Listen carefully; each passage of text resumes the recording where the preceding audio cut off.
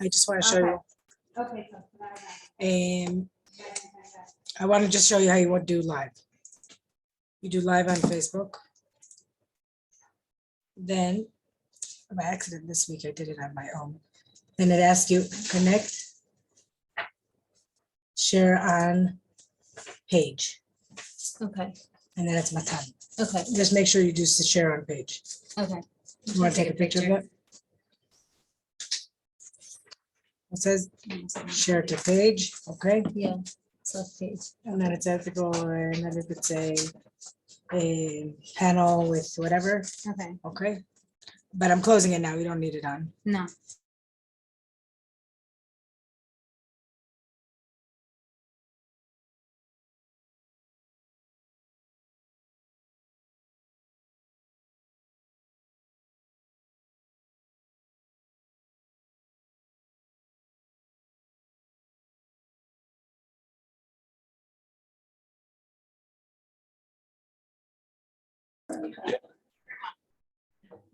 They're saying my sword. Ah, very nice. Okay.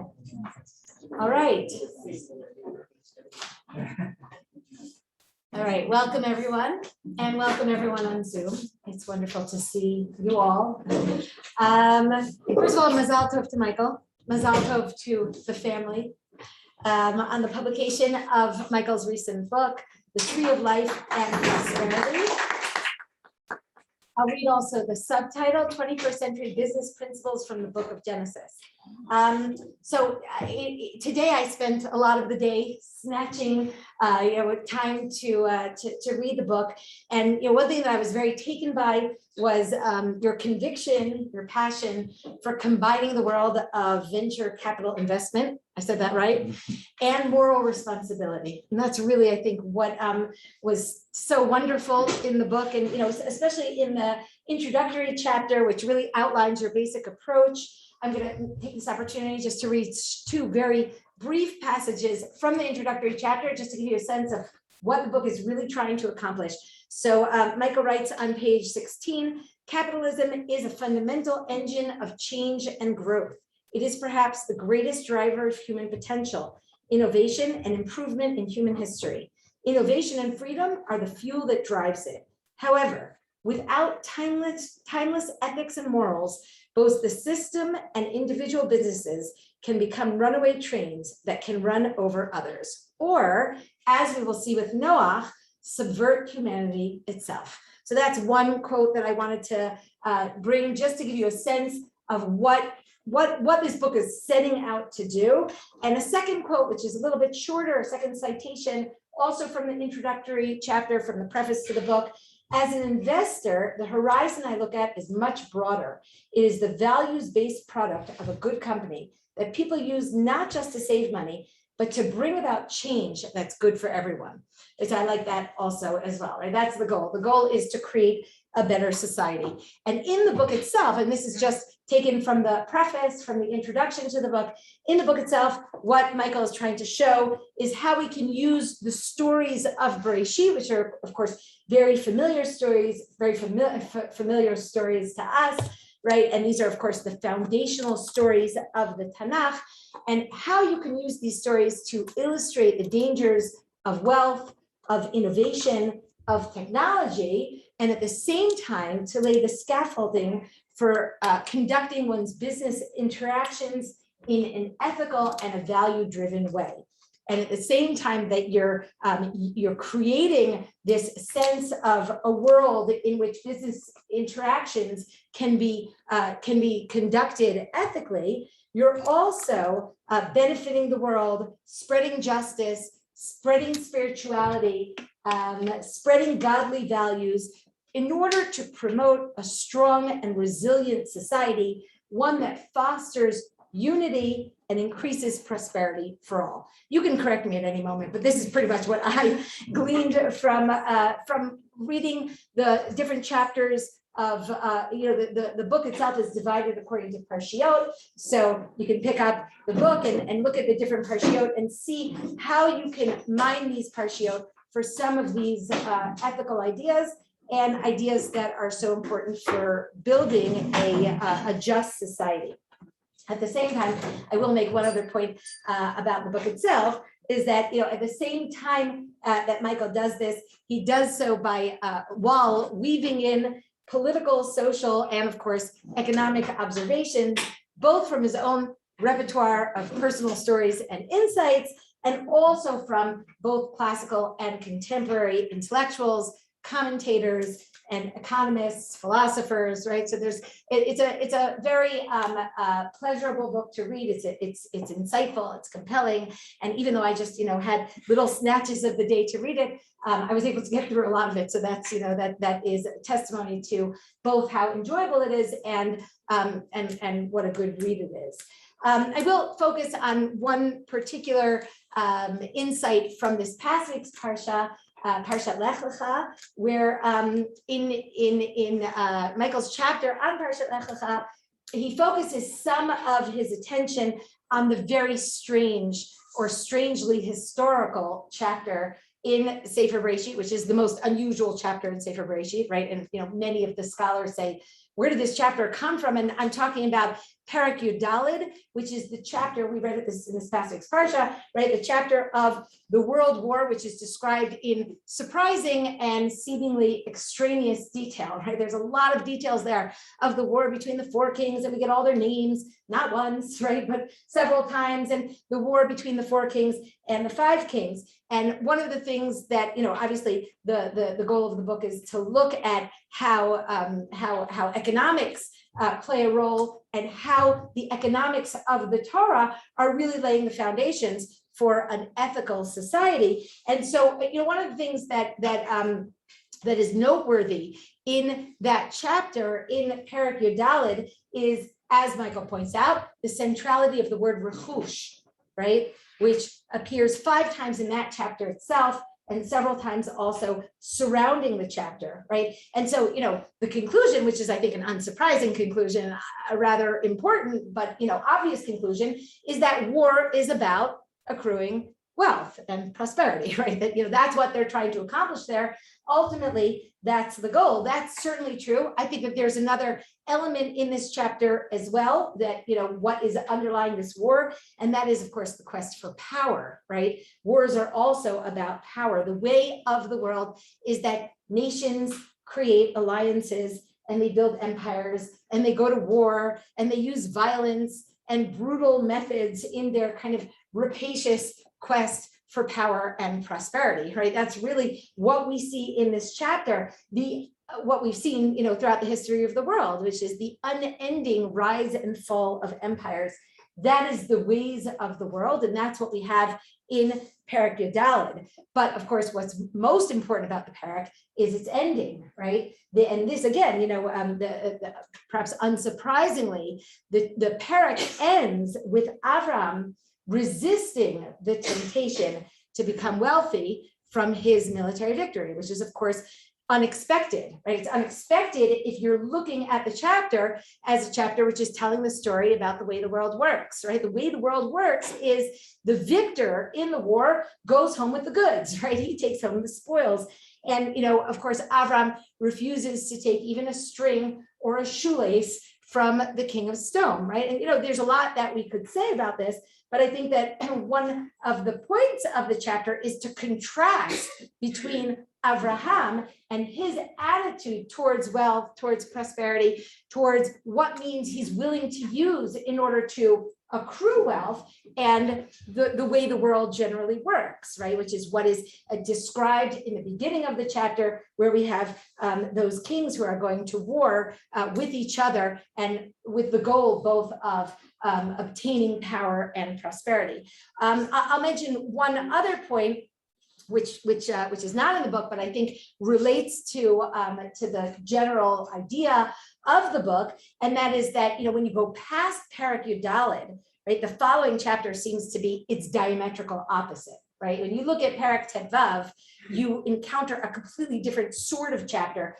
both in terms of its theme, in terms of its tone, right? Of course, that is the Brit Ben Abtarim, right? We have this chapter of a vision that Avram receives in which God wants to create a covenant with him, right? This chapter has this kind of ethereal and otherworldly atmosphere, right? Everything's happening at night, and there are all these kind of, this vision that Avram is having, and it really seems to be the opposite of the previous chapter. You almost have this sense that the two chapters, they don't flow into each other, except of course they do, right? But not just because they're juxtaposed next to each other, but because Perek Tevav starts out with the words Achar Hadivarim Ha'eleh, right? After those things, so now we have this thing, which is very, it's sort of counterintuitive, right? After those things, which are the wars and the way that people, struggle for power and prosperity, then we had this otherworldly vision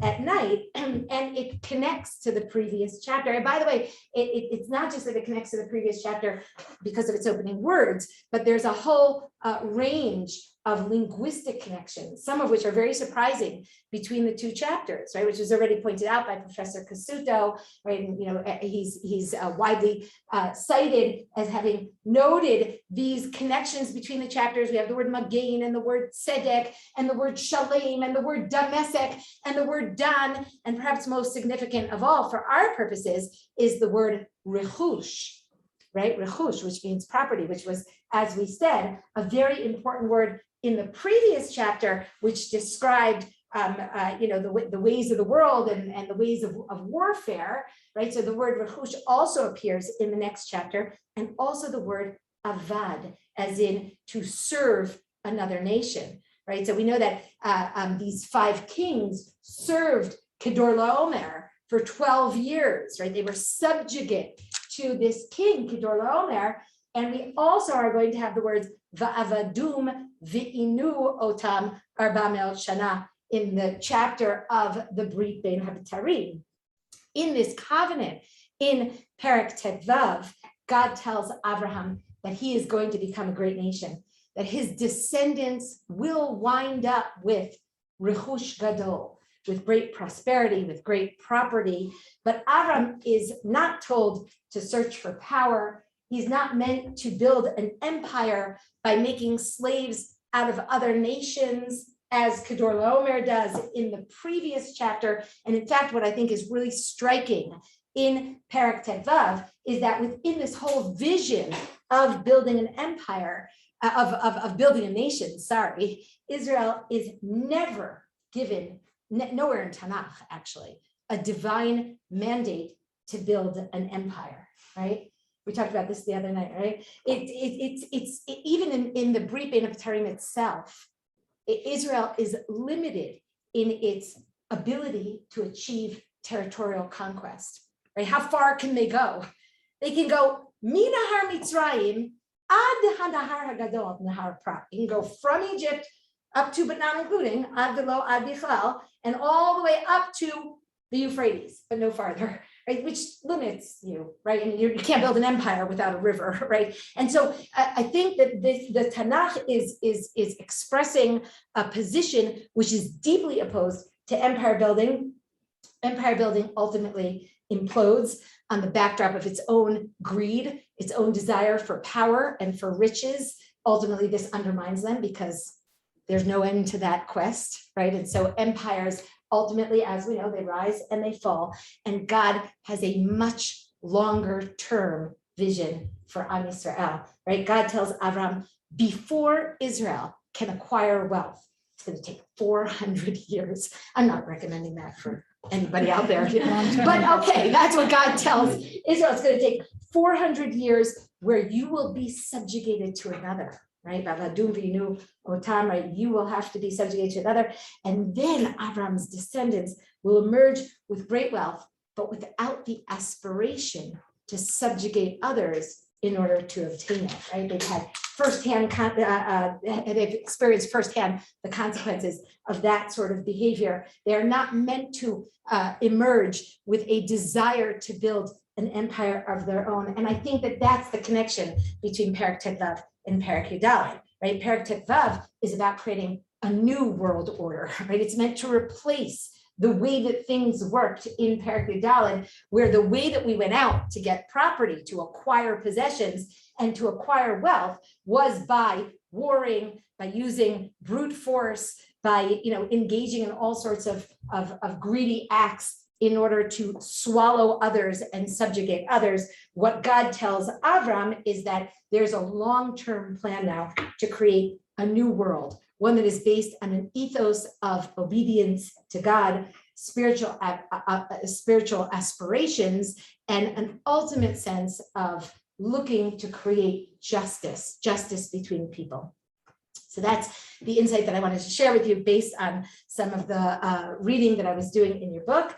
I wish you, Michael, continued success in all of your endeavors, book writing and spreading Torah and contributing to Israel's economy. And I wish everybody an enjoyable evening listening to the discussion. Thank you. I apologize that I have to run out. Thank you. Dr. Ziegler, thank you. And now I guess we can say here's the engaging and very exciting component of our panel, wherein Michael even said, instead of just each one presenting views of ethical underpinnings and SEFER BEREISHIT, let's actually engage in discussion. So I hope everyone is ready, both our live audience, our Zoom audience, for a very engaging evening discussing ethical underpinnings and SEFER BEREISHIT based on Michael's phenomenal insights and business principles. But I want to actually begin, and Menachem is going to build off of this, with your basic principles, which you call even in your introduction, your anchor, an anchor of Yirat Elokim, and your 7 satellites that are going to serve as success for business. So firstly, if you can quickly share with everyone who has not yet read this phenomenal book, what these 7 satellites for success are, and then we're going to build off of that. I won't bore everyone by going through them, but first of all, thank you. And thank you. I'll be honest, I told you on the phone today, this is a little intimidating for me, to be perfectly candid. An amateur businessman and certainly an amateur Tanakh person. The person I learned the most Tanakh from is sitting to my right. And the person perhaps I've talked Tanakh with most in these kind of forums is sitting to my left, and I'm just intimidated. So I'll just start out by saying that. I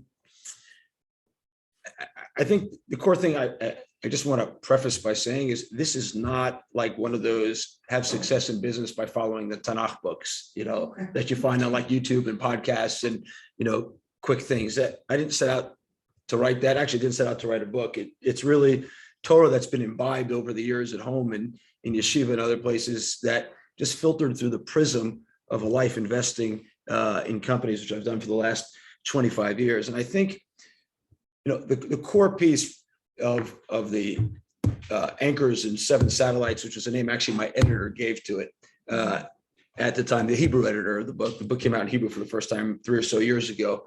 I did not coin it. Is economic endeavors, one, need to be anchored by timeless values. We live in an extraordinarily relativist world today. And I've been saying over and over that timeless values create economic value in the present. And I think that's point number 1. Point number 2 is we've gotten into an economy of cheaper, faster, better. Cheaper, faster, better. I think the hallmark of China is cheaper, faster, better.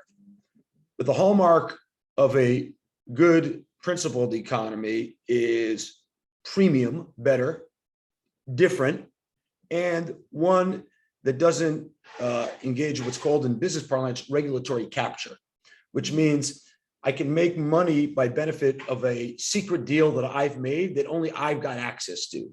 Think about things like telecom licenses. The reason you only had a few choices for who to get your phone from is because they made a deal and bought a license from the government, and it's highly regulated.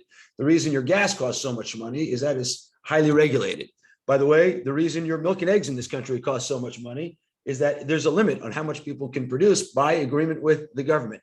So there's all sorts of things where you're engaged in regulatory capture, where you've kind of bought an economic right that you then take out on the citizenry thereafter. And I think good Torah economic principles suggest that achicha comes before the memshala, as Dr. Ziegler said very well. She said, the Torah is not engaged in empire building. Torah is really interested. It spends, by the way, the only psukim it dedicates to government, it spends describing, don't do this and don't do that, and don't do the other. right? We have a view of limited government because it corrupts. If you look at the time of Shlomo HaMelech, maybe we'll get into that at some point tonight. He built an empire and it became pretty corrupt and didn't end very well. And so I think one is to be careful of those things. And the last thing I'll say is that innovation really matters a lot. It's not just that this is startup nation. I think anyone who reads through BEREISHIT, and I chronicle this in the book, and doesn't come away with the view that startup nation didn't start today, but it started with the Avot, hasn't read it carefully enough. Whether it's Noach's inventions, Avram doesn't invent, maybe we'll get to that soon. Yitzchak invents and Yaakov invents and Yosef invents, just to back up, Yosef invents storage and wheat preservation, and Yaakov, we can call it modern time bioengineering or breeding techniques. And before that, Yitzchak digs a be'er where you can't dig it, which is next to a nachal, by the way. And Noach, Chazal say, invented the plow. I think it's obvious from the Psukim, the ark, and after that, fermentation and wine. So Sefer Bereshit is infused with that, and we just have to read it with those lenses, in my view. Okay. Just for the fun of it, why'd you pick 7 principles? Was that, it just happened to be 7, or you started with the number 7 and filled them in? I'm really not Kabbalistic in any way. So no, I wrote things down and the list was longer and then it got shorter and then it landed on this after editing. And I mean, my 7 editor on Meet Misgav said, oh, an anchor and 7 satellites, and 7's a good number. That's really It's the first number in the Bible. It's like Fair. Alvin Bereshit. I figured that was the. no, sorry. So- I was hoping. Embedded in a natural cycle. Embedded in a Makes natural, sense yeah. that it should be that way. And so Dr. Ziegler had made mention of the word rechush, right? That I'm sure speaks not just to you as a businessman and venture capitalist, but to everyone, as you said in the introduction as well, that looking at the world through a prism of Torah really means looking at the world also with a business model and almost a rechush mindset. So in that story of Abraham Avinu, who recognizes, and you discuss this in the chapter of Lech Lecha as well, that he's willing to forfeit an alliance with the king of stone, with the warlord, which is a short-term benefit. He could have become wealthy overnight. And just when he thinks that he's forsaking the potential for rechush, which ultimately Hashem had told him he's going to be an Akamon Goyim, when he thinks he's forfeiting it, Hashem comes and says, no, ultimately,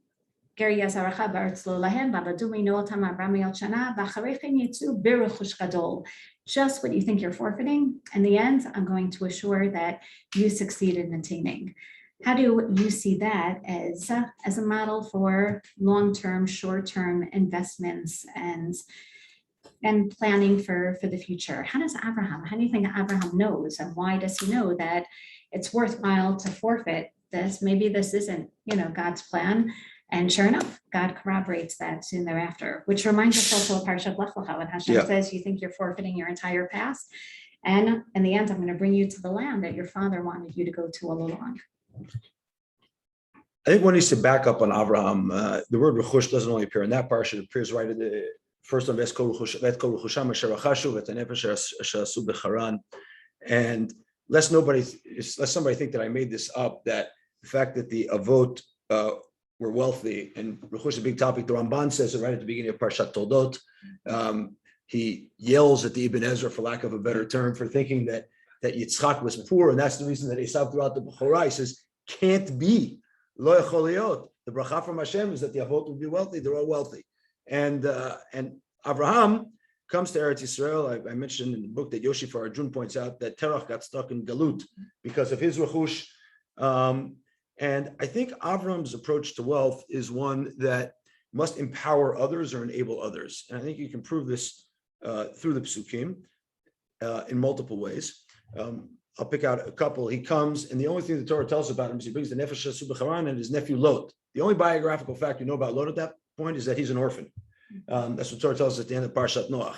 And this becomes a theme of the Torah, right? Take care of the Yatom ve'almanah, take care of the Yatom ve'almanah. And this is right there at the beginning of Sefer Bereshit, and Avram is empowering this orphan nephew. And he takes him down to Mitzrayim. We don't know much about Lot's wealth beforehand, but down in Mitzrayim, Avram not only emerges more wealthy, as the Torah tells us, but it empowers Lot to be successful. And I think this notion of economic empowerment is a core feature of Abraham. In the book, I contrast him with Andrew Carnegie and Warren Buffett, for what it's worth.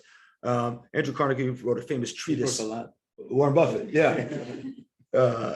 He feels he was lucky, maybe. But Carnegie views people who are wealthy as paternalistic to the rest of society, and I think Avram views it as an ethos to be empowered. And we should segue to Menachem's view of the Parshan Sdom in a second. But I actually have an insight that I didn't include in the book that maybe I'll relate to for a second. So I think what happens with the Melech Sdom is that he doesn't want to take a gift that is not empowering.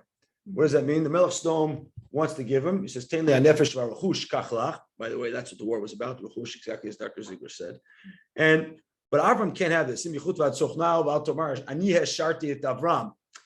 It's not about gifts. It's about hard work and empowering others and doing it together, not give me money and I'll separate from you. He separates from Lot when he is already wealthy. And Avram's a wealthy man. We shouldn't be worried about him. And we see that later in the story as well. But I think, and this is not included in the book, and I've been talking about this a bunch in the last week and a half. I think Avram has guilt in the end that he didn't, sorry, I don't want to be psychoanalyze Avram, that he didn't take the money. And so think about, he says, what does the king of Sodom do? Now he is the only, at least according to most Mefarshim, not all, he's the only surviving king of the kings who ran away. Everybody else falls in. Rashi describes it there and others. And he's left. He had been abused by Kedar Laomer for many years, as had all the people there.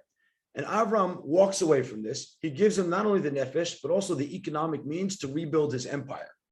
Unfortunately, I think people given means to rebuild empires after being abused turn on their citizenry and create abusive societies. And I think that's what happened to Melech Sodom. We see this throughout history, by the way. This is not new. And for those looking for a little bit of what's going on left and right in many countries, there's a lot of tit for tat going on there. And I think part of Avram's going to Hashem and really Hashofet kol haaretz lo yaseh mishpat, Avram's feeling of responsibility is not just about Lot, but it's about his own empowerment of the Melech Sodom to go back and do that. And I've started to wonder about this in the last 3 or 4 months. If Avram regrets that decision in the end and doesn't have it back, and he makes this impassioned effort. I mean, it's stunning when you read those. What a charge against the Ribono Shel Olam. It's like my investment went bad. Yeah, yeah. If you take your idea about Melech Sodom was bullied and then he bullied others. So right next, like Yael pointed out, right afterwards is Brit Ben Abtarim. We go down to Egypt. We're bullied by them. And then Chumash afterwards, when we get to Torah, redeems our suffering. And the fact you were bullied is going to make sure that you don't bully others. Now, that's the whole thing you just mentioned, that we're also going to be bullied, but we're going to take our being bullied as an educational experience, a collective experience, remembering it all the time. And that'll shape our society that we remember you were a Temidat of a Nefesh Agir. You know what it felt like to be a stranger, therefore don't mistreat others. So I think even after all that, you still have to, they took you in, at least in the beginning. You should volunteer your view on Hashofet kol haaretz lo yaseh mishpat, because I think it's stunning. Yeah. I said as well, I said, Rabbi Litzak hopefully will share Yudchet. So my point is that Avram's not questioning God. He's making a statement. That's a given. You know, surely Avram's not questioning whether a righteous person will be punished because of an evil person. The whole dialogue between God and Avram Avinu, I'll go back a step. Avram is not praying to God save Sodom, because the question isn't about, there's nothing Avram can do to save Sodom. God told Avram Avinu, not his decision to destroy the city.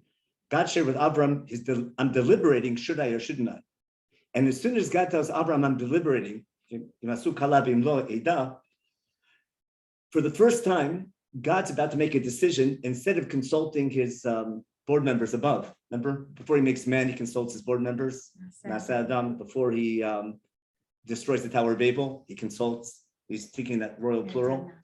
And many times God consults his board members above before making decisions. The first time he consults a human before making a decision is the story of Sodom, in which I think is the beginning of, we learn prayer from here, because what in essence is Avram saying, once God's deliberating, what reason would God have to save the city? So Avram's saying, now that you're willing, now that you're going down to check out the city, you're sending these 2 malachim to check out how bad is it beyond repair or not. Avram assumes now that if everyone's bad, for sure he'll kill everyone. If everyone's good, fine. But if there's enough righteous people, not if there's, like you mentioned, Not if there's 50 Noachs, if there's 50 Avrams, meaning if there's 50 people who care about injustice, if there's a demonstration against having guests, if there's at least 5 people in the counter demonstration or 10 people, I'd save the city because 10 people can save tomorrow, today is 10, tomorrow will be 20. So what Avram and God are talking about, to what degree is God willing to hold back punishment if there's a chance of recovery? And that's, he's saying in the preface, why God says, I can't hide from Avram what I'm about to do. Not he's about to destroy Sodom, he's about to make a decision. Avram has to know God's deliberation because that's the legacy Avram has to teach his children, their children, that the ways of God doing justice and righteousness can be the reason why God will put up punishment. So God wants a model nation that will be known for doing that. So if you want to prevent destruction of a bad society, like any living organism has the ability to fix itself. You have a cut, the white cells can take care of it. So a corrupt society can fix itself if there's enough white blood cells to be there. And I think God's picking Abram to be that nation, to be the white blood cells by being that model nation. So I think that's the, I have a bit different read. I don't read into the, I'll start with a better question. This is what I wanted to ask Michael in the beginning. He says, he's experienced in yeshiva. Let's say, Michael, you became a Rosh Yeshiva, okay? It didn't go into venture capital, like some of your friends did. And one of your friends put out a book like this. Would you allow it in the Beit Midrash? Would you consider this? Is this book Torah study or is it economics? So it's okay to read, like during afternoons, during the break. Ouch. But would you allow this? When you want to check out a yeshiva, the best way to check out a yeshiva is look at the books that are in people's desks, what people are reading. So I didn't want to interrupt Dr. Ziegler before, but the one thing she didn't say about the reason I wrote the book was to spread Torah, Yeah. which is Which is really the purpose. I read the book, and the book started from Divrei Torah at the Shabbos table and textual analysis. Yeah, there's lots of there. And if you read the Hebrew book, it's different than the English book in some ways. My English editor, Adam Bello, who was a maestro, framed it slightly differently than the Hebrew book, which has much more bigger text blocks, et cetera. And this is more readable for a broader audience. And in fact, by the way, it's found an audience outside of the Jewish world. It's being read by investors and venture capital and entrepreneurs. And I was mentioning before, there's some guy in Guatemala who is tweeting sentences from the book. I don't know him. And so to answer your question, I'll just say the following. I was learning with somebody in yeshiva in the last week, and they're learning Bava Metzia.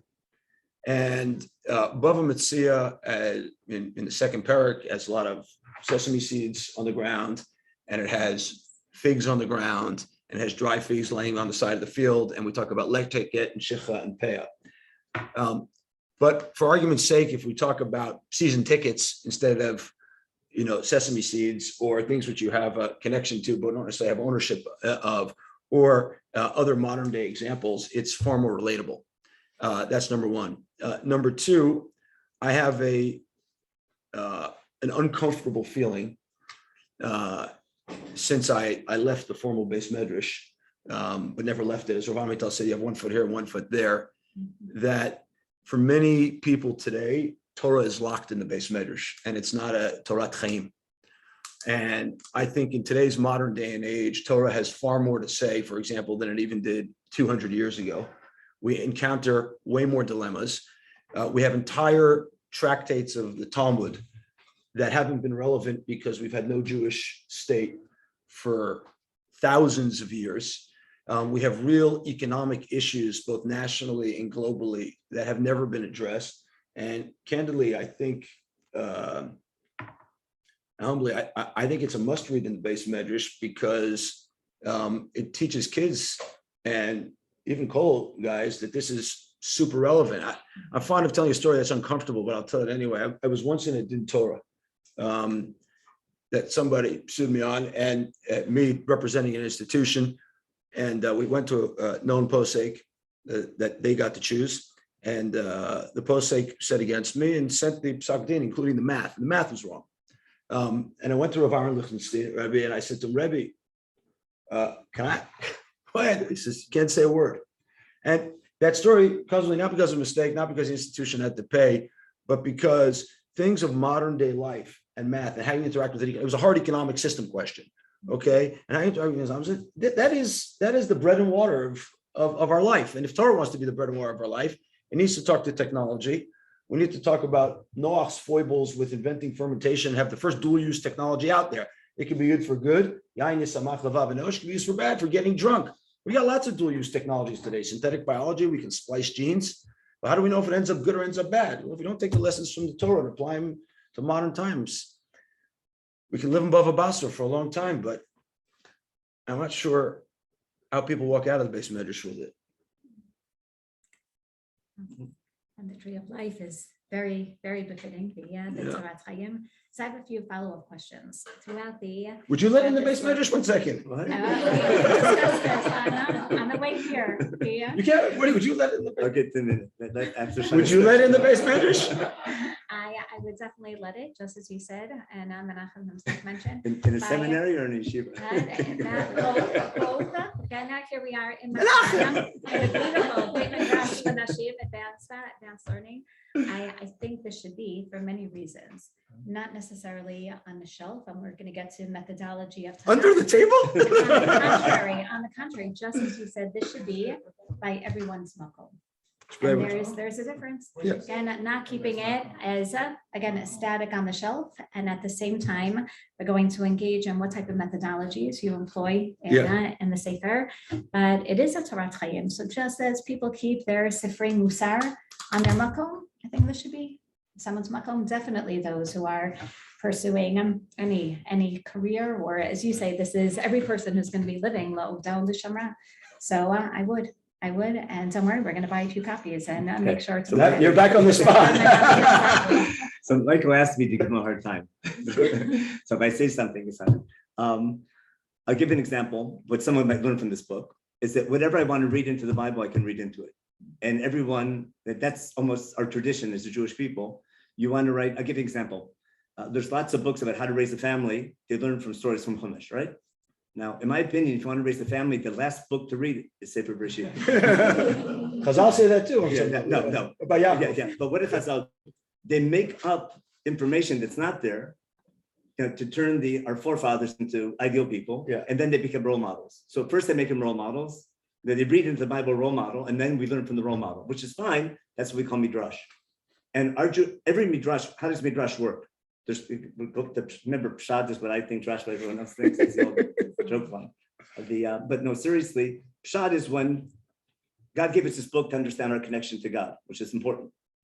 But what does drash do? If you have a message, a life message, it's important. Instead of just giving over the message, what midrash does, they always open up with the verse, something from the Bible, something from Chumash, and that's a springboard to give over an idea, which is true, which at least the person writing midrash claims is true. And they anchor their idea, not necessarily saying this is pshat of Chumash, but our Jewish tradition is anything you want to talk about, any topic. You want to talk about psychology, raising children, like anything. Let's begin with something Chumash is a springboard to give over ideas. But that doesn't mean that Chumash was written to teach us economics. That's my key point I want to make. So I'm saying you learn economics from the book and think, oh, you're messing economics, that you're better than I am, that's for sure. But if I'm not saying, I don't think that Chumash was written to teach you economics. That's my point. It was now. I'll give you one example from Rashi, because Rashi many times brings drash to them pshat. So your key book in the beginning is a man's job. The goal of life is not to survive. The goal is to work. Did I get it right? No, Not exactly, but okay. Okay, but you make a big deal about man needs to work. Yes. That UBI, what's it? UBI. UBI, universal basic income is a bad idea. Yeah. But some people think it's a good idea. Some very wealthy people think it's a great idea. Yeah. Even like Zuckerberg, Mark Zuckerberg, Elon Musk. Yeah. And they think it's a good idea. So it's a legitimate argument. Agreed. And you want to prove from Chumash it's a bad idea. But I'm sure someone else could prove from Chumash it's a good idea. So what I want to get at is when God says in Gan Eden that nothing's growing because there's no rain, there's no matar, and there's no man to work the field. So Rashi asks the question, what do you mean? Things grow without water for sure, but you don't need man, things grow. So what's Rashi say? We need man to pray for rain. Now, I call that's not Pshuto Shel Mikra, that's Pshuto Shel Torah. Meaning, what's the Torah about? The Torah is about our connection to God, the need, and we want to have a connection with God. If there wasn't need, we wouldn't have that We need to have something to need God for. So the fact that the underlying message of Chumash, the whole 5 books, is that man needs God and Am Yisrael needs God, and God created a world that which at least creates the ability to have a need for God, and that's how we build a relationship. So it's not Shuto Shemikra, because like you explained, there's a much better explanation that because the whole story ends up with, at the end of the story, man ends up working the field. But it is Shuto Torah. So what I'm getting at is that your bottom line about building businesses and being, with all this venture capital, but the underlying goal is to use your wealth to help mankind, which is like that's through the whole book, isn't it? It's what to do with your wealth, to be honest, but being a model nation in the sense that, not doing nothing, being creative and being creative and innovative, but using innovation for the betterment of society in general. I think that's Pshuto Shel Torah. That's why God picked it. It's the best example of what God wants the Jewish nation to be. And you're applying it perfectly in a generation. I think that's what Tony was talking about. That's why it belongs in Beit Midrash. Are your messages Pshat of Chumash? No, it's what you're able to do beautifully is you can take, you have an investment idea or something in economics, and you read into the story your conclusion. But I'm pretty sure anyone else with a different thing could read into the story almost any conclusion they want, which I think is fine as long as we know that's Drash and not Pshat. That's all. That's my only. Yeah. I'll take the other side of that. Okay. But start with a disclaimer. When I was doing a video on Megillat Esther with Professor Aaron Kohler, he asked me, is there any such thing as objective Perush? To which my answer is absolutely not. Yours is, but everyone else is. But everyone else is not. And we can prove this, by the way. The Ibn Ezra sees half of BEREISHIT through a pauper's eye because he was one. Poor, yeah. And the Abarbanel despises the monarchy because he was expelled from Spain and Portugal. And all you need to do, by the way, to have your heart broken is read the Hakdamah of the Abarbanel to Sefer Dvarim. It's absolutely heartbreaking. I try to read that before Tisha B'Av every year. And I believe a lot of the Ramban's approach is guided by where he was in Spanish society and in the Torah Zahav, etc. And by the way, there are those people, somebody took time to explain to why this is not the case a couple of weeks ago in Teaneck, but that believe large parts of Rashi's Perush is an anti-Christian polemic, and some of the stuff he wrote about Gan Eden, etc. I don't judge Rashi, but I think wherever you go through Perushim and Parshanut, inevitably a person's personal experiences, the state of the time, color is their vision of what the Torah is trying to tell us. My color is economic, clearly, and it's the fact that we're in Israel and not in the Golan. So that's the first disclaimer I'll say. I didn't set out to write business principles and set out to write a book, as I said before. I was reading the Psukim, and importantly, we work most of our day. The economy is most of our life. And by the way, the number of things in Torah that deal with economics, interactions of business, even in BEREISHIT, is stunning. You just have to look at them. The story of Yosef and his brothers is about economy, right? They're shepherds. He's thinking about an agricultural economy. He's got the stars and the moon. Yaakov Avinu comes back. The first thing he does is a land transaction when he comes back from Eretz Yisrael, when he comes back from Haran. He finishes his time in Haran by walking out with wealth that he, innovated his way out of Lavan's house. The story with the well at the beginning, I know it's a great love story with Yaakov and Rachel, but it's really a story about regulation on how they put a rock on top so that people wouldn't compete over a scarce resource called water. That's economics. And I can go on. Rechush by Abraham, and Yosef is dealing with a giant macroeconomic problem called the famine. Okay, and Dr. Ziegler was partially right before, where she said that the most inexplicable parasha in all of Sefer BEREISHIT is Perek Yudalad, the First World War of the Middle East. The Barbanel, not me, says the most inexplicable parasha is the description at the end of Parshat Vayigash of what's going on in Mitzrayim. He even says, why do I need the Toldot of Mitzrayim here? This is the Torah Kedosha, I don't need it. So, but it's economic value. And by the way, if you read through Sefer Vayikra, it's all over the place in Sefer Vayikra. Once you pass the Arayot in Parshat Acharmot, I would argue it's even true in Parshat Sav and Parshat Shmini. My book's in Hebrew on that yet. It's still not in English. Shemot and Vayikra is still only in Hebrew, not in English. Sefer Dvarim should we talk about? And I make the same argument about Bamidbar. I would argue that more than 50% of Torah in one form or another touches economic issues, because what we're trying to build is a model nation and a model country. And to Dr. Ziegler's point before, people compete over prosperity. People compete over economies. Nations compete over economies. Nations compete over prosperity. Nations compete over resources. The beginning of Sefer Dvarim, it's all about, right? It's competition over resources at the end of the day. And that's what the Torah is trying to govern. And if you want to know about runaway governments, like I said before, in Parshat Shoftim, we clip the Melech's wings because governments run away. And they got out of control, like what happened in the time of Shlomo HaMelech. And I think this is what the Torah is about, because it's about life. And life is about family issues. We spend a lot of our time there, and we have plenty of that. And life's about work. It spends very little time on sleep because we're not conscious. But if you look at our days, that's the bulk of life. And it was the bulk of the Avos' life. And it was the bulk of time in, it's just life. What's the story of the Mikoshesh? I know we think it's about Shabbos. Yes, also. But everyone else is at home. There was no competition on the resource. He ran out to get the wood, the firewood. It was a rare commodity. It was a rare commodity. It's big in the market. It's not, it's true. We don't hear about sleep, but we hear a lot about dreams. Dreams, yeah. And I think that's definitely part of our Torah Chaim, which brings us back then to, and on one hand, I like what Menachem said about the Pshuto Shel Torah, right? Which I think he was addressing these broader themes that are definitely, as you're saying, really the pshat, right? The psukim themselves. At the same time, there are definitely chapters and parshiot and themes in this book where you have a closer reading of the text than at other times. Yes. So, for example, with the Yaakov and Esav, the Bechora Bracha Bechira story, I very much enjoyed how you were sensitive to the text of the Reach HaSadeh, how recognizing how Esav presents himself as a man of the Sadeh. He's really the hunter, he's the deceptive one. And Yaakov, even subconsciously, before engaging in real estate, is presenting to his father who he really is, which is the Ish HaSadeh. But I'd like to focus on not what you do speak about, but actually what you don't speak about. You focus on the 7 satellites and principles, and how about all the complex stories of what seems to be a little immoral in Sefer BEREISHIT, or as Menachem said, all the family stories. On one hand, you focus on those that are having children and the ages of having children and the value of having children.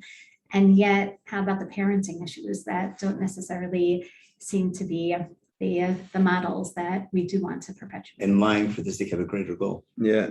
Either my mother or my wife will write that book.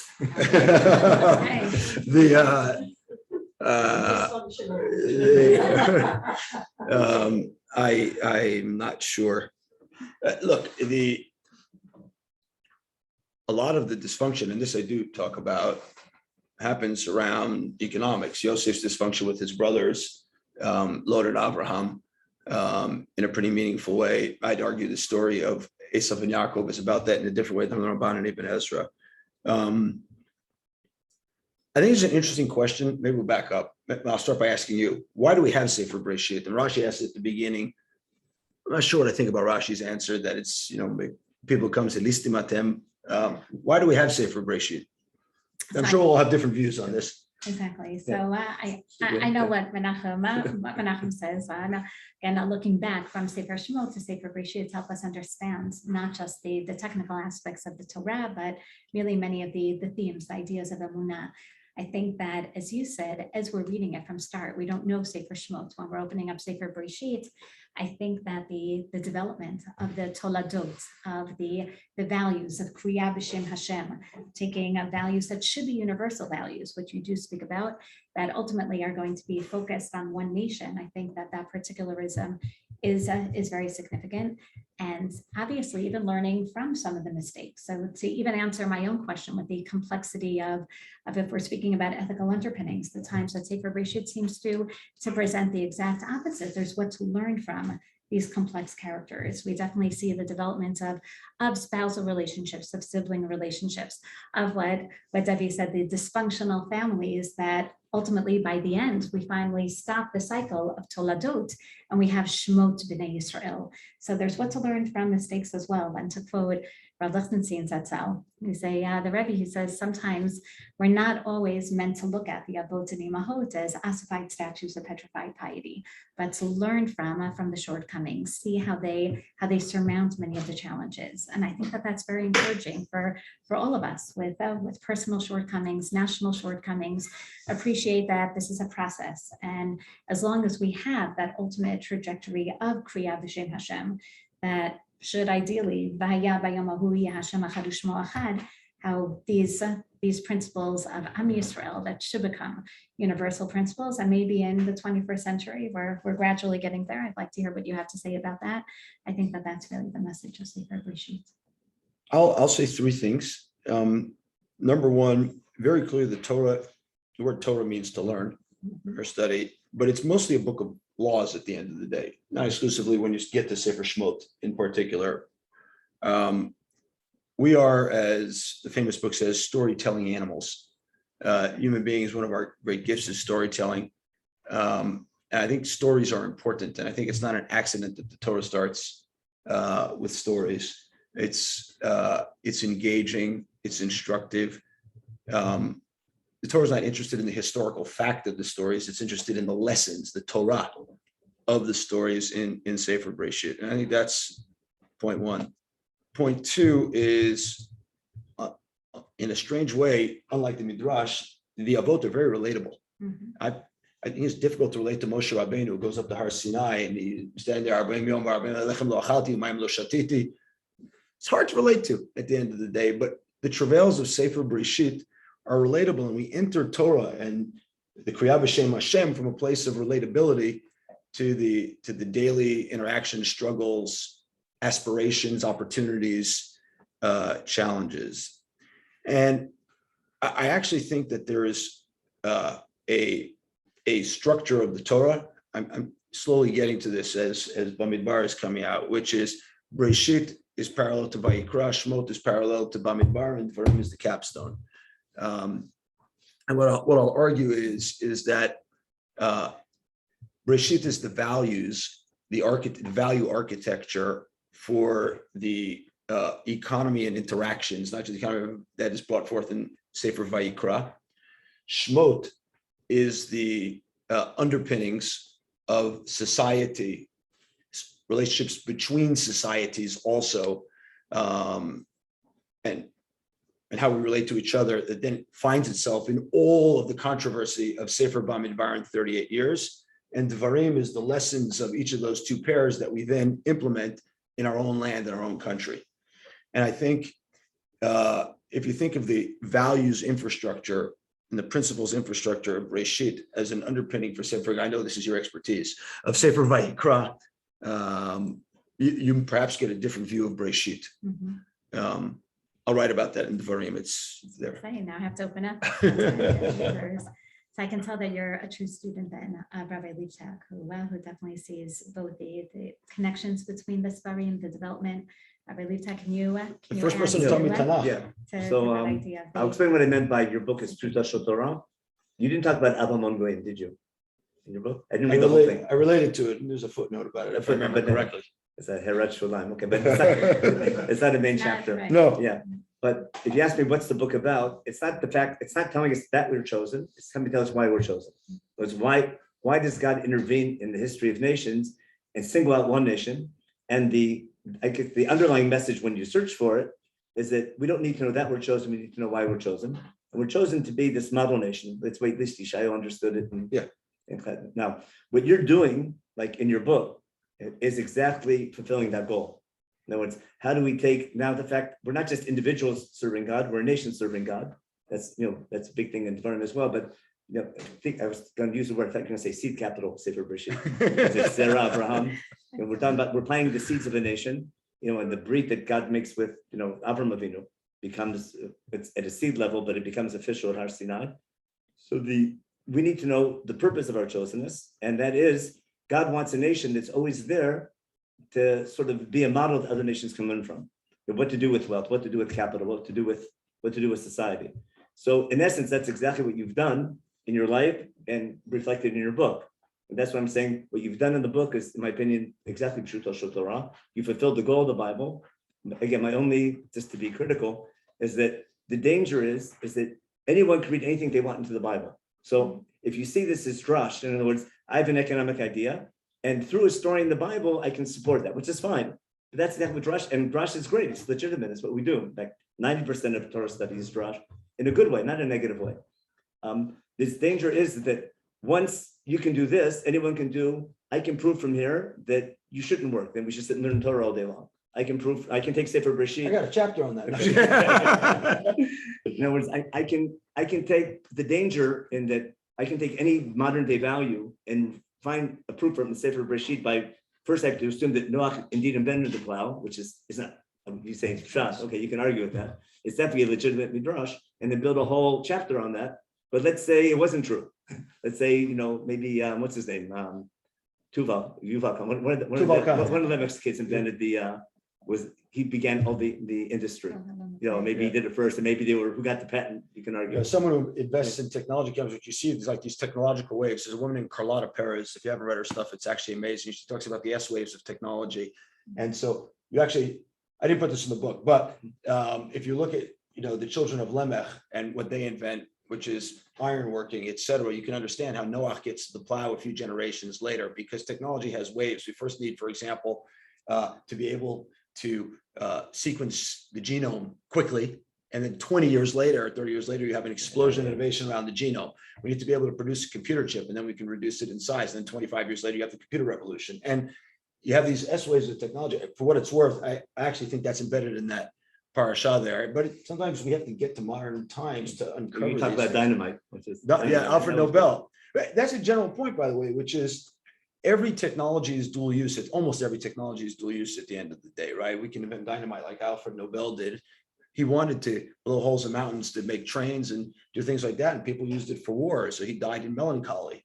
Noach invents the plow, the world destroys itself. He invents wine, he gets destroyed by his son, basically. And he dies like Alfred Nobel in terrible melancholy, because it could be used for good, but if it doesn't have principled underpinnings. With your permission, I'll make one observation about Avraham. I think someone's got it on Zoom here. Okay. We got echo. So the technology.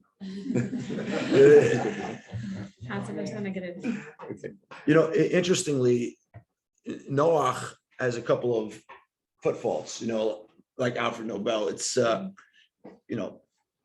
is destroyed once, he's destroyed by his son Ham, all because of something that he seems to bring upon, he seems to bring into the world. And Avraham, in my view, who's the one person in SEFER BEREISHIT who doesn't invent anything or innovate anything, I think is the turning point of the whole SEFER. And I don't think that's an accident. And he's the Av Hamon Goyim, because he's the first person to bring principles into the world. And that's Ki Da'ati L'man Asher Yitzavet Banav Et Beito Acharav V'Shamu Derech Hashem L'Asut Tzedakah U'Mishpat. That crowning piece, which is around Sodom, is because Hashem trusts Abraham as the first person he trusts. And to your point, that's why he turns to him to undergird the future of humanity with principles and the future of the economy with principles. And that's the turning point in my view. And by the way, I think that's why he gets Ben Abtarim, because we can kind of trust him that when they leave Mitzrayim, this vision of Avraham comes forward. I was hoping that was going to be your anchor in your 7 satellites. That could be an alternate. No, that idea of Avraham, that is not the innovator, but the principle behind all the 7 satellites. Yeah. For the next version. Yes. And I think that dovetails actually with what you began discussing in this week's Parshat Vayera, where you contrast the path of Lot with that of Avraham Avinu in terms of having similar economic goals, but very different means of achieving them. And I think the second part of the Parsha, the story about Kedat Yitzchak, which incorporates the same terminologies that we see throughout the entire Parsha of Yira, Re'iyah, and Yirat Elokim b'makom hazeh, which really should be the motif, definitely one of the satellites of Yirat Elokim being the terminology for morality, right? That being the guiding principle, so that when Avram hears Hakadosh Baruch Hu commanding him something that seems to be extremely immoral, definitely, economically disadvantageous to stop his bloodline. Yitzchak, he recognizes that that's what he's supposed to do, that even morals that seem to be against everything that society around us is telling us, his morals are rooted consistently in Yirat Elokim, Ata yadati ki yirei Elokim ata. And therefore, even if v'lo chasachta ben chatichitcha mimeni, that's really the echoes that Abraham consistently hears. You're an educator. How do you instill Yirat Elokim around these topics? So firstly, I think SEFER BEREISHIT goes back to this over and over again. The terminology of Yirat Elokim, seeing subjective Yirat Elokim versus objective Yirat Elokim, understanding that today in society, and especially if you're speaking about students today who are hearing so many different messages compounded by social media of what's considered the woke culture and what should be the principles guiding us. I think that's why we have to turn back to SEFER BEREISHIT and realize that the objective principles of Torah Judaism are rooted in the words of HaKadosh Baruch Hu, Yirat Elokim. And that's what Abraham basically is able to figure out throughout his I think what happened to Michael, Hashem. no one taught Yirat Elokim, you absorbed it, right? You can't teach Yirat Elokim or Yirat Hashem, you can absorb it. And everything you're writing in the introduction, you've absorbed that from your teachers and you've applied it nicely. And that's parents. We'll give his parents Parents, credit. yeah. And that's why I was thinking this should be by every student's makom. And I say also. I'm gonna have to do a Musar Seder then. One of the things That's really what it is. What Menachem says, this pshat or drash, I really saw a lot of that. And that's why Pshuto Shel Torah, when a Chazal incorporate midrash there, sometimes I have students look at a midrash and say, do you think this darshan sees this as pshat or drash? And just as you said, everyone's coming from their own backgrounds and history and life exposure. And when, obviously as someone coming from a world of Torah, a world of the Beit Midrash, and a world of business and economy, and it opens this up. You hear the words of Musar. What Chazal are really trying to tell us is how to live our lives based on these principles of Torah, and that's what you do as well. I asked Menachem in the car. I said, "How would you catalog this in a library?" Not in the Beit Midrash, in the library. No, if you're Safran, exactly. Is this Bible? Is this exegesis? Is this homiletics? Is this prosperity? Is this economics? Or is it life habits? Is this Musar? They ask Amazon. They do it themselves with the machine learning algorithm. And And the machine learning algorithm has no Yerushalayim, that I can tell you. It's one of the things that's really interesting since the book launched. The Hebrew book sold well, but it's Hebrew text, and everybody in this country is facile and entrepreneurs bought it. This one has a far more varied audience in a pretty meaningful way. At some point, the second city that the book was sold in, number 2 after New York, was Salt Lake City. And after Stone. you said that, I didn't say that. I have a lot of friends in Salt Lake City. It turned into Salt. And oh, I got it. Okay, now I got it. I thought that was your idea. No. And you say 7 by chance. And there's been a bunch of investors and entrepreneurs who have shared it and written reviews, and even a Harvard Business School professor. And I think the interesting thing going on now in society, I was just talking about this about 3 or 4 hours ago with somebody, to their point about wokeism and relativism, nothing stands for anything anymore. Barry Weiss has this great piece she just wrote. We got into this through cowardice, we'll get out through courage. And just published a few days ago. And I think if the Torah stands for anything, it stands for timelessness. If the Torah stands for anything, it stands for there are red lines and there are green lines and there are opportunities and there are real principles that we need to stand up for. And one of the responses I've gotten from entrepreneurs at the call a few hours ago was, I read the book, not a religious person. I read the book and I find a North Star. And I think the Torah is a North Star, and I don't think we have to be bashful about saying that. And it's, I say this in the introduction of the book, but Google and Facebook have however many billions of users they have, but the Torah's had many more billions over the generations. And it's the most eyeballs of any piece of content ever in the history of humanity. And I don't think that's an accident, because I think it's relevant in every generation. We found ways to make it relevant in every generation. But to your point, you can't read anything into it. Where I part ways with you a little bit is I don't think you can read anything into the Torah. And I think, But people do. yes, but I think things that are don't stick, people see through. I think most people are pretty intelligent, and people see through them, and hopefully they won't see through me. But and so I think we've got to bring Torah back to the center, and not bashfully. And it really talks to a broad swath of society today. I'll argue. Rabbi Dr. Ari Lam has made this argument. We're in a faith revolution right now. More people are interested in faith in the last 100 years.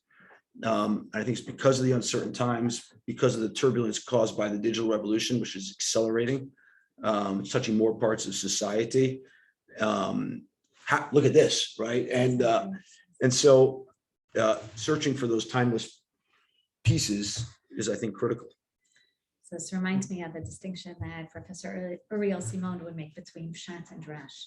Says when you hear the words of the Torah and you're listening just to the words themselves, laha'azin l'divrei hakatuv, that's Pshat. When you're midovev divrei hakatuv, when you're reading the words and you're inducing the text to speak to you, that's Drash. And you've really, I think, induced the words of the Torah to speak to us beautifully, which when you ask me then as a teacher, what is the best way to make Torah relevant? I think we have to listen to the words and simultaneously induce those words. And each person is going to hear them differently. For some, they'll hear the resonances of the ideas of Rashi, and others the Ramban, and I'm going to say, lahavdil, just because of the Divrei Gedolim, others of Michael Eisenberg. Yeah, that's nice. In today's world, we definitely have to hear this contemporary language, and certainly to hear the messages. And I must say, I have to also give you a tremendous amount of credit wherein you incorporated this. I don't think was subtle. I think this was a very conscious decision to incorporate the significance of living in the land of Israel, what it means to build a culture, an economic culture, a Torah culture, a faith-based culture in the land of Israel. So how do you see, I kind of know the answer, but how do you see the future of the Jewish people, currently those in the diaspora now, and learning this book, but primarily I don't just mean your book, but SEFER BEREISHIT, and what that means to develop a moral, principled, and successful economy in the land of Israel, going back to what Dr. Ziegler said, albeit being careful not to transform it into an empire. So I want to go back to something I talk about in the book, and I've often quoted my interaction with Rav Amital about making Aliyah and creating 10,000 jobs in Israel. But Menachem, when I was in Shana Bet, my second year in the Gush, had something that I tell over in his name every year on the Shabbos that we read it in the Haftorah. In Navi Yechezkel, I learned Yechezkel with Menachem, talks about that he'll bring back Am Yisrael L'man Shmi Asher Chul El Bagim Asher Chilat Bagim Asher Batem Sham. Etzem, the being in Galut is a Chilul Shem Shamayim. And at the time, I thought about it in metaphysical terms. And literally, I quote this every year in your name. When I used to be a Zionist. At our Shabbat table. Maybe you want to talk. And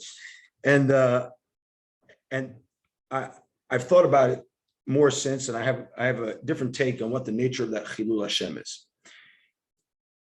If you take the Torah as divine word, and you take the Torah as a framework for life or connection to HaKadosh Baruch Hu, it needs to come to fruition in its fullness.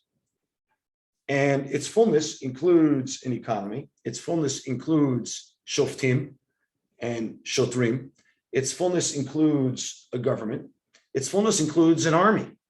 We have a lot about an army in Sefer Dvarim, not to mention the endless words and numbers dropped on the army in Sefer Bamidbar. It's endless. It was my bar mitzvah parasha.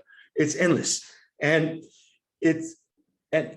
these are real parts of the fullness of the Dvar Hashem. And so if you are unable to explore the richness of the implementation of Torah and the Dvar Hashem, Shetoshel Torah, that in itself is a Chilul Hashem. And you cannot do that in the Golah and in the Galut. And I think we've been given a unbelievably historic opportunity not to be squandered, to actually ask ourselves the question that I think was not asked in Megillat Atzmaut, because we were surviving.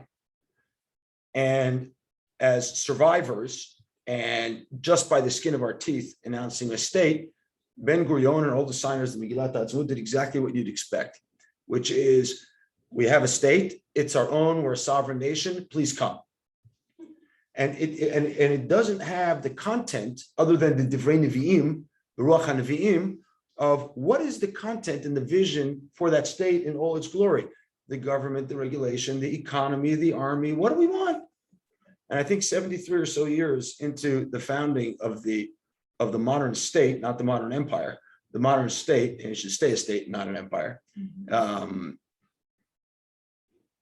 The questions we need to ask ourselves are exactly that. What's the vision for the next 73 years that brings the fullness of the Torah of the Dvar Hashem into implementation in a state, which has an army, an economy, a government, regulation, and everything else. I'll tell you one little tidbit. I believe it belongs to Hanan Porat. I'm not 100% certain when he's a Chvar Knesset.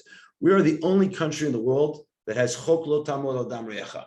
It has a law that if you pass by somebody who's in a car accident on the road, you are guilty of Lo Ta'amod Adam Re'echa, just by driving by. That to me is unbelievable. That's inspiring. Now we got 612 to go, so to speak, to find the fullness of what does it mean? And what does it mean in modern terms? And Chazal did a great job of altering halakha in different parts of history to make sure that it adapted to the times. And we've done some of that today, but we got a lot of work to do because the first time in 2,000 years we can do that. If you ask me what inspires me to keep writing the books, not what do that. It's how does the modern world state, it turns out not just the modern state of Israel, but a modern economy, get the fullness of the Dvar Hashem. I guess we're gonna have to wait for SEFER Dvarim to see the full realization of what Moshe Rabbeinu was teaching us. And Can I ask you one question before we finish? please, I'm also waiting for Rabbi Leibtag's closing remarks. Oh, you have a closing remark? So you teach in a Beit Midrash and you get out and you see the land and do all those things. What? Tanakh Tiyul. Right, I know she does it. Teaching Tanakh on site. Yeah, which is amazing, right? It's been, my first one was with Rabbi Leibtag when I was in Mine too. yeshiva. There you go. When I was in yeshiva.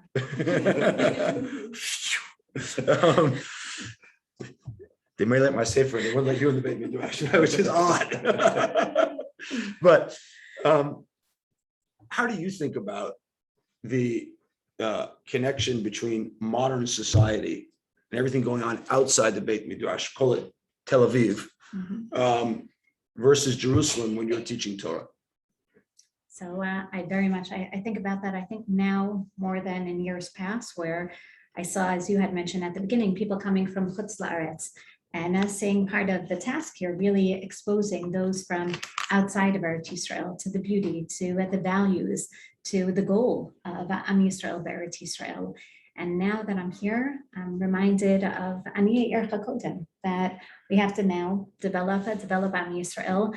I was convinced 7 years ago, our last Shemitah, that by this Shemitah, Rob Am Yisrael, you Eretz Yisrael. Now I'm convinced, with the spike in the Aliyah this year, all the more so by next Shemitah, Be'ezrat Hashem, and realize that we have to now strengthen Am Yisrael over here. So even in the Beit Midrash in Yerushalayim or HaKodesh, this is an idea that we speak about very often from Matan, Ki mitzion tzeitzei Torah u'dvar Hashem Yerushalayim, to spread the Torah from here, from Yerushalayim to other parts of Eretz Yisrael, whether it's through the multiple branches of Matan throughout the country, and at the same time to take our students to Tel Aviv, to build Batei Midrash in Tel Aviv, to interact more, to show, as you said, a very faith-based revolution, to recognize that it's going on throughout this strata of society in Eretz Yisrael.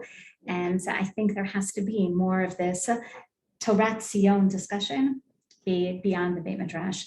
Now instead of just going to Shiloh and to Beersheba and to the Galil to speak about Tanakh and Jewish history coming to life, we also go to Tel Aviv and show whether it's Hanukkah dealing with the tensions of Hellenism, Judaism, to go and see different businesses, understanding how there really is a way to merge not just Torah Umada, to merge every aspect of life as a Torah Chaim.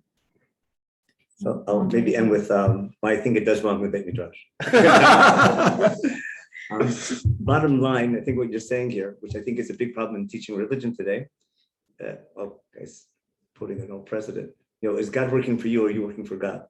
So, and a lot of people see religion, my goal in life is pursuit of happiness, pursuit of wealth. If I daven really good, I'll become wealthy. If I daven really good, I'll have a happy family and everything. And what you're doing here is you're saying, it's not that I daven so that God will make me wealthy, is that if God blesses me with wealth, that's Avram Avinu. The opening line is being a blessing is being able to help others as opposed to receiving is being able to give. Is that you'll find religious meaning not only in davening and keeping mitzvot. Building a company is a religious experience for you. Serving the army is a religious experience. And I think what having a state of Israel and having an economy and having these challenges, to be able in education through Torah, to take not just to be able to live day-to-day life and see serving in the army, building a company, just being ethical, being ethical in business and helping people in need, that could be as a powerful religious experience as much as Rosh Hashanah davening and Kippur davening. So I think from that point of view, if that's what a student gets out of the book, then belongs back in the Beit Midrash.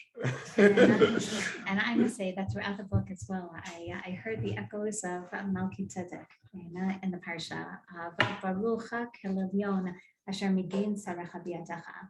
So even though you think that maybe Avram regretted his forfeiting of his peace treaty and his business deal with Bera Melech Stom, I think the Torah is telling us that Avram was listening to an amazing economic principled advisor who was telling him there's a kelelion, whatever you have, as Rabbi Litek says, is really Asher Migein Sarecha B'Yadecha. You have to see yourself as the vessel, as you say numerous times in the book, to appreciate that we're the messengers, right, of God's wealth, and we have to be the ones to properly distribute the wealth of God, and to think, what does God want from granting us the success, how we can then assure the success of society. You'll excuse me, I'm going to make a slight twist to what you said, because I think the messenger motif is slightly Christian in its thing. It's really an empowerment motif. You're not actually the distributor of God's wealth, but that's kind of more Carnegie.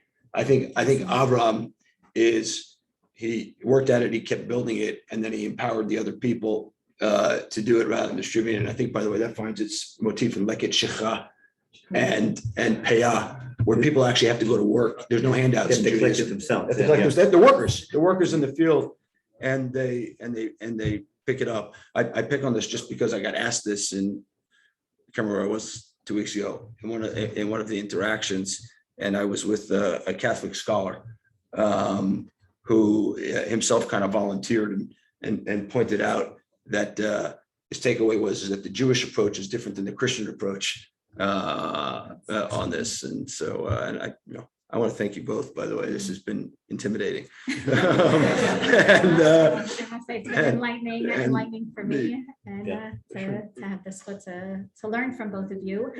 And I really had many more questions. Can I end with one more question? Yeah. Okay, on Zoom as well. It's a Shemitah year, and we're not supposed to be working. Certainly an agrarian-based society, not working. How do you understand the values and the balance and the messages that we're meant to extrapolate from this type of year? And I hope that you're taking it a little easier this year. No. No. I'll say three things, one related to what you said before. I actually believe, hope nobody gets really upset with me. Rebbe did away with Shemitah. He tries, and if you read the Yerushalmi as opposed to the Bavli, Rebbe tries to get rid of Shemitah, and Pinchas ben Yair basically stops him. He wanted to cancel Shemitah altogether. Finally downgraded to a level of Drabanan. How did he downgrade it to a level of Drabanan? He tied it to Yovel. And therefore, it's not just dependent on Rov Yisrael, Yoshim al Matan. Most people have to come back, which maybe we'll get to in 7 years. But all of the Shvatim need to be settled in their land. And that's not, we're done with that. And so Rebbe, in an ingenious way, did away with Shemitah D'Oraita, I think, Lanetzach. And I think, I know that's not a popular view today and will ruffle some feathers, but I think that's what happened. Now, interestingly, the one thing we've done away with is Shmitat Ksafim. And that today is still in Mitzvah D'Oraita. Maybe. I should say maybe. Machlokim, it's a Mitzvah D'Oraita. It could be a Mitzvah D'Oraita. I think almost everyone agrees at this point that Shmitat Karka is the Rabbanan. Certainly there are more Deot that Shmitat Ksafim may be D'Oraita. We took Hillel's Prusbul and mailed it in. And so everyone very happily does the Prusbul thing. It's like a once in a 7 year experience. People like unusual experiences like Berkat HaChama and Shmitat Ksafim and the Prusbul. We like these things because they're innovative and they're new and whatever. But my goodness, the Torah has Shmitat Ksafim for a reason. And I think in post-COVID times, and I'm at work on this right now, in post-COVID times, if you want to do a live lab of Shemitah, it should be around Shmitat Ksafim and not Shmitat Karkaot. That D'Oraita is more likely in place. The reason Hillel HaZaken did it, we need to read the reason. The reason is given, is because the credit market seized up. People weren't lending money because their chovot were being, their loans were being wiped out by Shmitat Ksafim. We need credit. It's a business reason. We need credit in the markets. He invents the Prusbul. It's invented. Yes, I'm familiar with the Rishonim and how we put it in the Torah. Yes, but he invents the Prusbul, a way to get around the Shmitat Ksafim. We're post-corona. We have a ton of people and a ton of businesses in debt. I literally can't believe how there isn't somebody who stood up. Everyone's worried about fruits and vegetables. It's the Rabbana. We're going to bring in fruits and vegetables from Chutz La'aretz. But the fact that businesses are in debt and people can't get back on their feet post-COVID occupies nobody's mind. Then, candidly, that to me is a Chil Hashem. And so I think the thing that at least I'm focused on during the Shemitah year is how to create a living lab for Shmitat Ksafim. It's going slow, but that's the second thing I'll say. It's hard. It's a hard problem. The third thing is Shemitah. If you read at least the Psukim in Parshat Behar, I should say I know Moshe Luchasin doesn't fully agree with what I'm about to say right now, but a lot of those mitzvot that appear in Parshat Kedoshim is about enablement. It's not just about charity; it's about enablement, and whether it's foregoing rebit or the dinei ona'ah that appear in Parshat Behar. Also right after the mitzvot of Shemitah, but it's about creating what I call in Hebrew in my book in SEFER, Kakalat Achva, which is, I think, the nature of the true Israeli Torah economy. And I think the mitzvah of Shemitah is about meeting other people during this time. We open up our fields and anybody can come in. You have to think back to what it was then. It wasn't industrial agriculture like it was my backyard. I grew stuff in my backyard. I had chickens in my backyard. I had cows in my backyard. I opened it up. People came in. I got to meet all rungs of society during Shemitah year and look at them, as they say in Hebrew, begova einayim. They were entitled to my food just like I was. The animals came in, the people came in, everyone came in, and I had to have a conversation. They're in my backyard. That's what it looked like. And so I think a modern message of Shemitah is also go out and meet other people. Don't hang out in the four walls of the Beit Midrash in Yerushalayim where you live, in your yeshuv where you see the same people every day. You got to go out and see other members of society who you wouldn't see. And that's how you create the achva that then leads you not to mess them over with ona'ah or bad loans or bad credit products that the banks sell you. They say bank credit products because they don't know you and they don't care about you. You're a number. You're a digital field. You're not a person. And I think Shemitah is about finding people. and finding people who are not necessarily our social media.